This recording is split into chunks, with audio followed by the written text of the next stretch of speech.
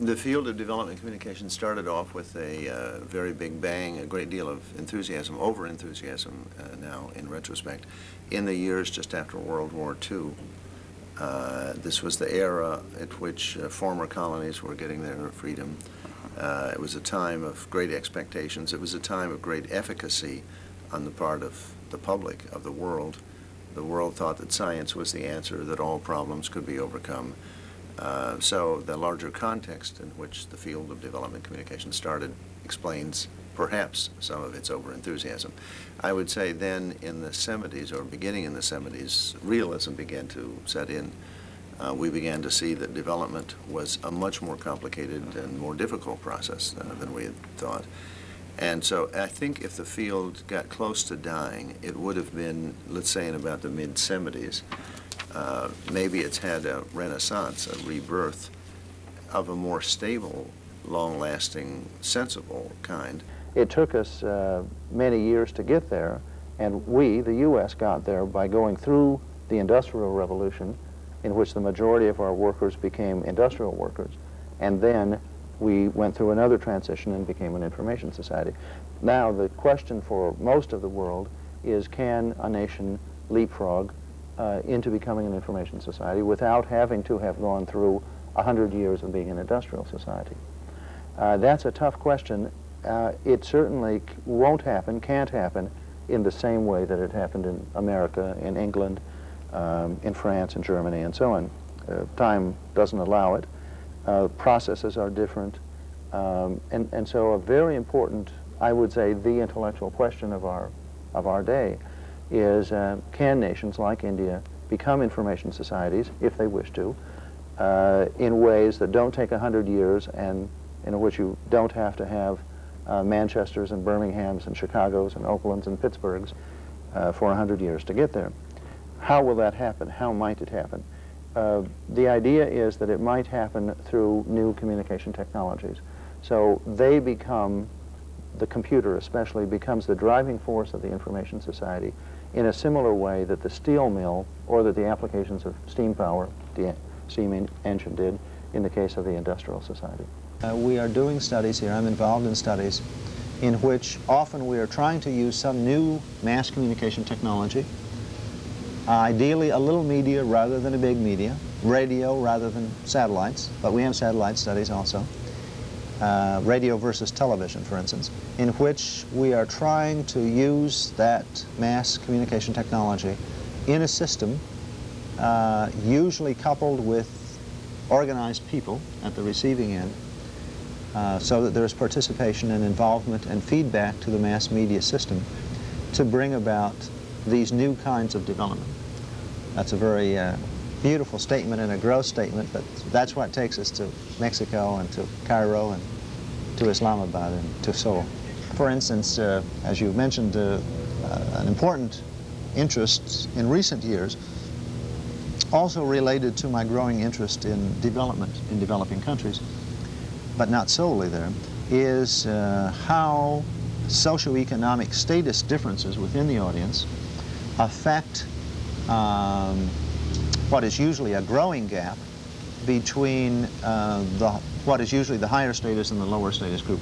To say that in a more direct way, the studies of the communication effects gap usually mean tracing, analyzing how a mass communication campaign or intervention or channel or message acts to make a gap related to socioeconomically different segments of an audience even wider. No? And so that's a growing interest. That's part of yet a larger interest, which is reflected both in the studies I've been doing of mass media institutions and in the audience studies, which is something I mentioned earlier. Back in Collins, Iowa, I told you how those, after 3 months, I still couldn't make sense out of that sociogram.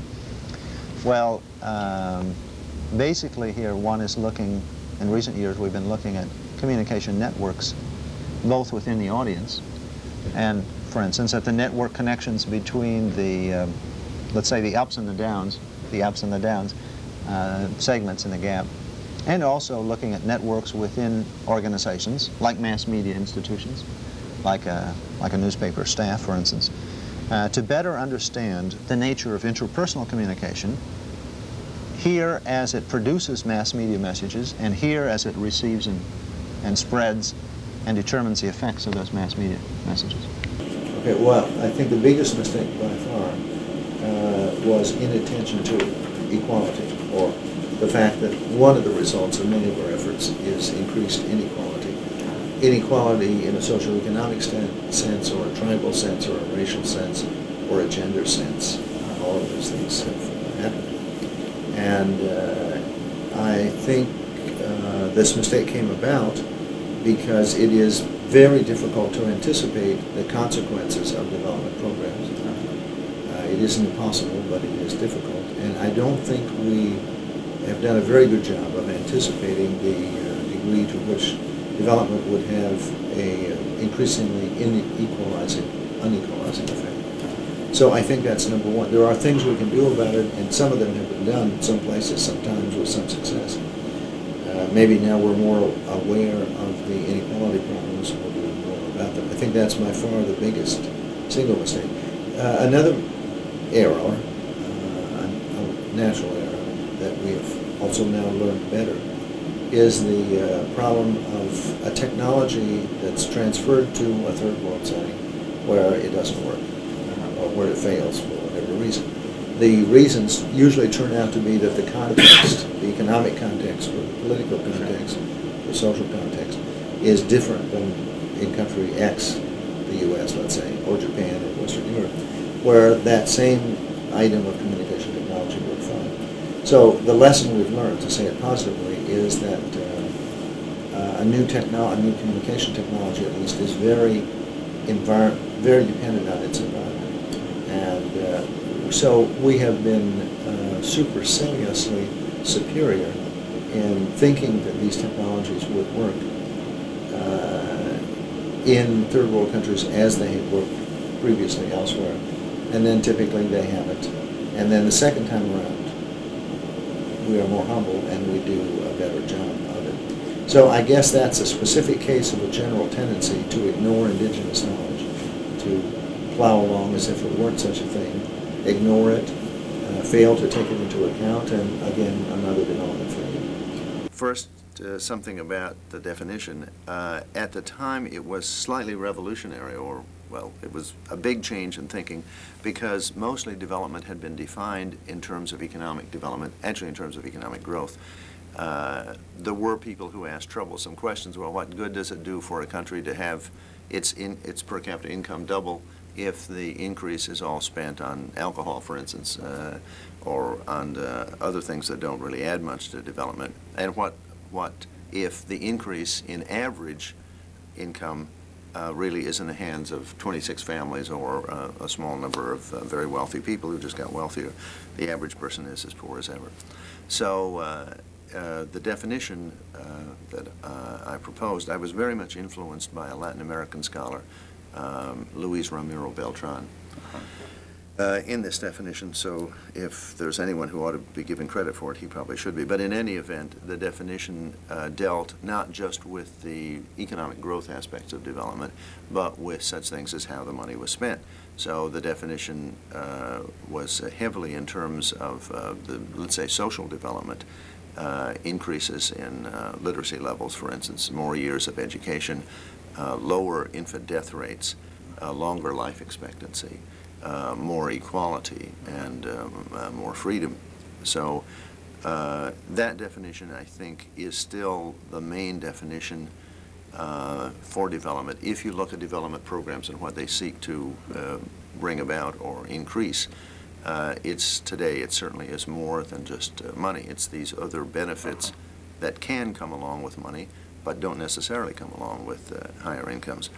So I think that definition is still valid, still is the prevalent definition.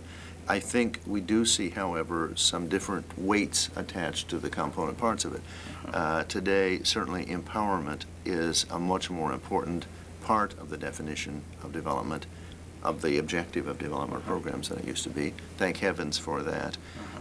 We pay more attention to the underdogs of all kinds a gender underdog, a socioeconomic underdog, a racial or ethnic underdog, and putting their fair share of power in their hands. So some parts of the definition are now getting, sustainability is much more important. What good does a development program do if it's not going to be here tomorrow or 10 years from now, or where its benefits will disappear in the next few years? So I think these are wise tune-ups, let's say, of the definition, redefinitions of a minor kind.